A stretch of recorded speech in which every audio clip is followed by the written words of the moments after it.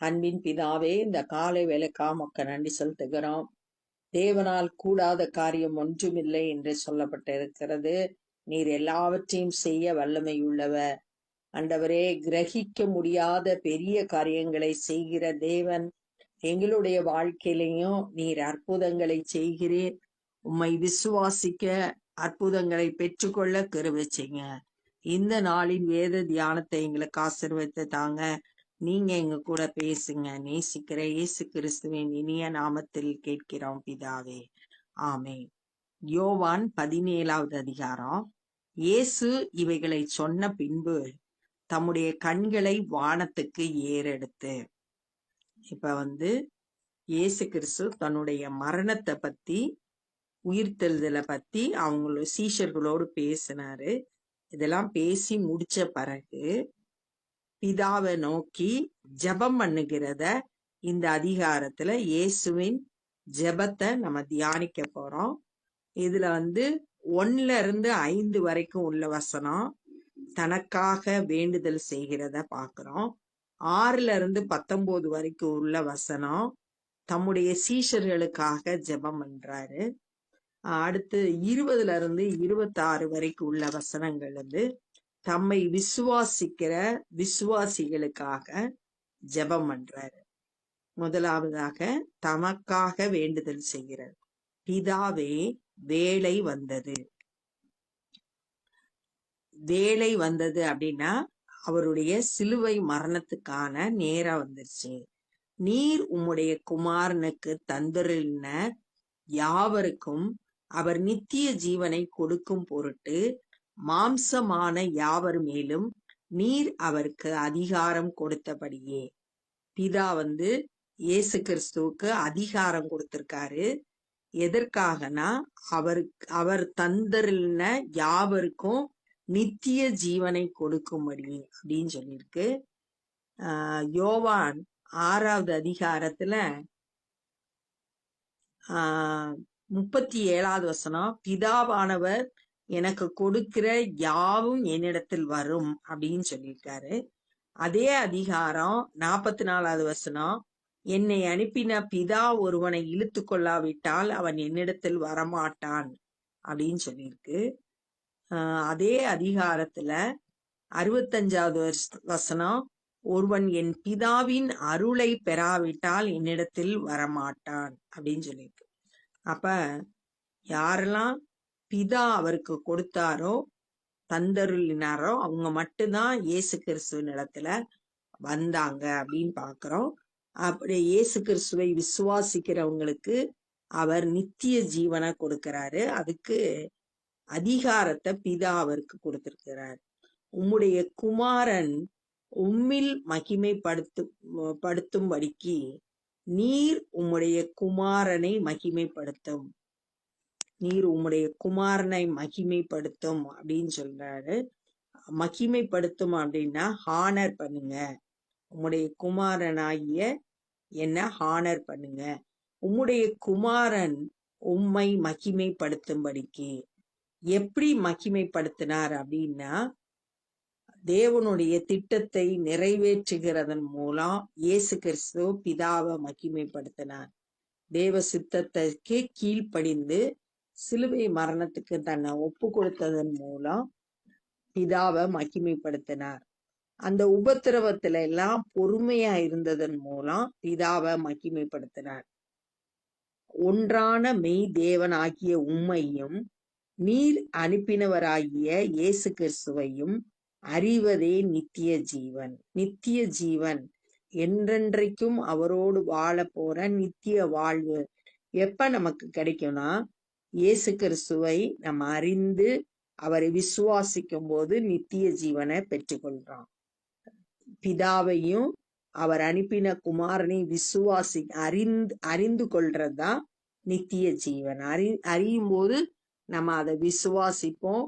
விசுவாசிக்கிறவங்களுக்கு நித்திய ஜீவனை வாக்கு பண்ணப்பட்டிருக்கு. பூமியிலே நான் உம்மை மகிமைப்படுத்தினேன். இயேசு சொல்றாரு பிதாவை பார்த்து, நான் இந்த பூமியில உம்மை மகிமைப்படுத்தினேன். எப்படி மகிமைப்படுத்தினாரு? பிதாவை எப்படி ஹானர் பண்ணாரு? அவருடைய திட்டத்தை நிறைவேற்றினார். ரட்சிப்பின் திட்டத்துல இயேசு பிதா அனுப்பின நோக்கத்தை அப்படியே நிறைவேற்றினார். நான் செய்யும்படி நீர் எனக்கு நியமித்த கிரியையை செய்து முடித்தேன். எனக்கு என்ன காரியங்களை செய்ய சொல்லி அனுப்புனீங்களோ அந்த வேலைய நான் செய்து முடிச்சிட்டேன் அப்படின்னு சொல்றார். நம்மளோட வாழ்க்கையிலும் கூட ஆண்டவர் அனுப்பின நோக்கத்தை நம்ம அறிந்து அதை செய்து முடிக்கிறவங்களா காணப்படணும். இயேசுவை போல பிதாவின் சித்தத்தை செய்து முடித்தது போல நம்மளை குறிச்சு தேவ திட்டங்களை அறிந்து செயல்படுத்துறவங்களா இருக்கணும். பிதாவே, உலகம் உண்டாகிறதற்கு முன்னே உம்மிடத்தில் எனக்கு உண்டாயிருந்த மகிமையினாலே இப்பொழுது நீர் என்னை உம்மிடத்திலே மகிமைப்படுத்தும். இந்த உலகம் உண்டாகிறதற்கு முன்பாகவே இயேசு கிறிஸ்துவுக்கு மகிமை இருந்தது. அந்த மகிமையினால இப்பொழுது நீர் என்னை உம்மிடத்திலே மகிமைப்படுத்தும், இப்பையும் என்ன மகிமைப்படுத்துங்க அப்படின்னு கேட்கிறார். இந்த 5 வசனமும் இயேசு கிறிஸ்து தனக்காக வேண்டுதல் செய்தத பார்த்தோம். அடுத்து 6ல இருந்து 19 வரைக்கும் உள்ள வசனம் தம்முடைய சீஷர்களுக்காக வேண்டுதல் செய்கிறார். நீர் உலகத்தில் தெரிந்தெடுத்து எனக்கு தந்த மனுஷருக்கு உம்முடைய நாமத்தை வெளிப்படுத்தினேன்.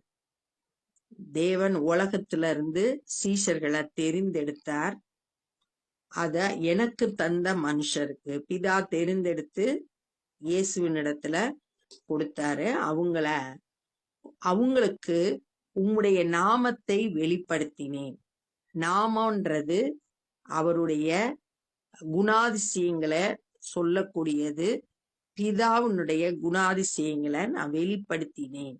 அவர்கள் உம்முடையவர்களாய் இருக்கிறார்கள். சீஷர்கள் எல்லாம் உம்முடையவர்கள். நீர்தான் தெரிந்தெடுத்து எனக்கு கொடுத்தீங்க. அவங்கெல்லாம் உம்முடையவர்கள். அவர்களை எனக்கு தந்தீர். பிதாதான் எனக்கு தந்தாரு. அவர்கள் உம்முடைய வசனத்தை கை கொண்டு இருக்கிறார்கள். சீஷர்கள் வேத வசனத்துக்கு கீழ்ப்படிஞ்சு வேத வசனத்தை கீழ்ப்படிந்து வாழ்கிறார்கள். நீர் எனக்கு தந்தவைகள் எல்லாம் உம்மாலே உண்டாயினவென்று இப்பொழுது அறிந்திருக்கிறார்கள். நீர் எனக்கு தந்தவர்கள், இந்த சீஷர்கள் எல்லாம் உம்மாலே உண்டானவர்கள் அப்படின்றத இப்பொழுது அறிந்திருக்க அவங்களுக்கு தெரியுது. நீர் எனக்கு கொடுத்த வார்த்தைகளை நான் அவர்களுக்கு கொடுத்தேன்.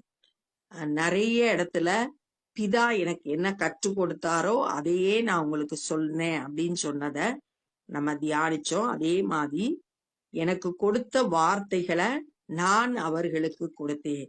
தம்முடைய சீஷர்களுக்கு பிதா கற்றுக் கொடுத்த வார்த்தையை அப்படியே கொடுக்கிறார். அவர்கள் அவைகளை ஏற்றுக்கொண்டு, சீஷர்கள் அந்த இயேசு சொன்ன வார்த்தைகளை ஏற்றுக்கொண்டு, நான் உம்மிடத்திலிருந்து புறப்பட்டு வந்தவன் என்று நிச்சயமாய் அறிந்து, தேவனால அனுப்பப்பட்டு இந்த பூமிக்கு வந்தார்ன்றத அறிந்தாங்க. நீர் என்னை அனுப்பினீர் என்று விசுவாசித்திருக்கிறார்கள். சீஷர்கள் முதல்ல வசனத்தை ஏற்றுக்கொண்டாங்க. தேவனுடைய குமாரன்றதா நிச்சயமா அறிந்து கொண்டாங்க. அத விசுவாசிக்கிறாங்க. நான் அவர்களுக்காக வேண்டிக் கொள்கிறேன். சீஷர்களுக்காக இயேசு வேண்டிக் கொள்கிறார். உலகத்துக்காக வேண்டிக் கொள்ளாமல். உலகம் அப்படின்றது இயேசு கிறிஸ்துவை ஏற்றுக்கொள்ளாத மக்கள், அவிசுவாசிகள். அவங்களுக்காக நான் வேண்டுதல் செய்யல. விசுவாசித்து அவரை ஏற்றுக்கொண்ட சீஷர்களுக்காக வேண்டுதல் செய்கிறார். நீர் எனக்கு தந்தவர்களுக்காக வேண்டிக் கொள்கிறேன். நீர் எனக்கு தந்தவர்கள்ன்றது சீஷர்கள், அவர்களுக்காக வேண்டிக் கொள்கிறேன். அவர்கள் உம்முடையவர்களாய் இருக்கிறார்களே. அவர்கள் எல்லாம் உம்முடையவர்கள், உம்மை ஏற்றுக்கொண்டவர்கள். ஏன்னா இயேசு கிறிஸ்து ஏற்கனவே சொல்லியிருக்காரு, என்னை கண்டவன் பிதாவை கண்டான் அப்படின்னு சொல்லியிருக்கு. மூவரும் ஒன்றாய் இருக்கிறார்கள். பிதா, குமாரன், பரிசுத்த ஆவி மூவரும் ஒன்றுதான். அதுதான் அவர்கள் உம்முடையவர்களாய் இருக்கிறார்கள். என்னுடையவைகள் யாவும் உம்முடையவைகள். என்னுடையவர்கள் எல்லாம் உமக்கு சொந்தமானவர்கள். உம்முடையவைகள் என்னுடையவைகள். அதான் எல்லாம் ஒன்றுதான். பிதா, குமாரன், பரிசுத்த ஆவியானவர் மூவரும் ஒன்றுதான். என்னுடையவைகள் எல்லாம் உம்முடையவைகள், உம்முடையவைகள் எல்லாம் என்னுடையவைகள். அவர்களில் நான் மகிமைப்பட்டு இருக்கிறேன். இந்த சீஷர்கள் மூலம் இயேசு மகிமைப்பட்டு இருக்கிறார். எப்ப மகிமைப்படுவார் அப்படின்றத முந்தின அதிகாரத்துல, நீங்கள் மிகுந்த கனிகளை கொடுப்பதினால் என் பிதா மகிமைப்படுவார். 15வது அதிகாரம் 8வது வசனத்துல சொல்லப்பட்டிருக்கு. அப்ப சாட்சியான வாழ்க்கை வாழும்போது பிதா மகிமைப்படுவார். சீஷர்கள் மூலம் பிதா உயர்த்தப்பட்டிருந்தார், மகிமைப்பட்டு இருந்தார். அப்ப இந்த நாள்ல என்னெல்லாம் கற்றுக்கொண்டோம் அப்படின்னா, இயேசு கிறிஸ்து பிதாவை நோக்கி பண்ணின ஜெபத்தை தியானிக்கிறோம். 1-5 வசனம் தனக்காக வேண்டுதல் செய்யறத பார்த்தோம். 6-19 வரைக்கும் உள்ள வசனம் சீஷர்களுக்காக வேண்டுதல் செய்தது. 20-26 வரைக்கும் அவரை விசுவாசிக்கிற விசுவாசிகளுக்காக பண்ணினது. முதல்ல தமக்காக என்ன வேண்டுதல் செய்தார் அப்படின்னா, நீங்க எனக்கு கொடுத்தவங்களுக்கு நித்திய ஜீவனை கொடுக்கிற அதிகாரத்துக்கு எனக்கு கொடுத்திருக்கீங்க. நான் உம்மை மகிமைப்படுத்துகிறேன், நீங்க என்ன மகிமைப்படுத்துங்க அப்படின்னு சொல்றாரு. எப்படி இயேசு இந்த பூமியில பிதாவை மகிமைப்படுத்தினாருன்னா, தேவ திட்டத்தை நிறைவேற்றுகிறது மூலம், ஆண்டவர் அனுப்பின நோக்கத்தை செய்து முடித்ததன் மூலம் பிதாவை மகிமைப்படுத்தினாரு. உலக தோற்றத்துக்கு முன்பாக இருந்த அந்த மகிமைய எனக்கு கொடுங்க அப்படின்னு சொல்லிட்டு கேட்கிறத நம்ம பார்த்தோம். 2வது சீஷர்களுக்காக வேண்டிக் கொண்டாரு. இவங்கெல்லாம் நீங்க எனக்கு கொடுத்தவங்க, நான் உங்களுக்கு உம்முடைய உம்முடைய நாமத்தை வெளிப்படுத்தினேன், உம்முடைய வார்த்தைகளை அவங்களுக்கு கொடுத்திருக்கிறேன் அப்படின்னு இயேசு சொன்னதை பார்த்தோம். அவர்கள் உம்முடைய வசனத்தை கை கொண்டு வர்றாங்க அப்படின்னு சொல்லிட்டு சொன்னாரு.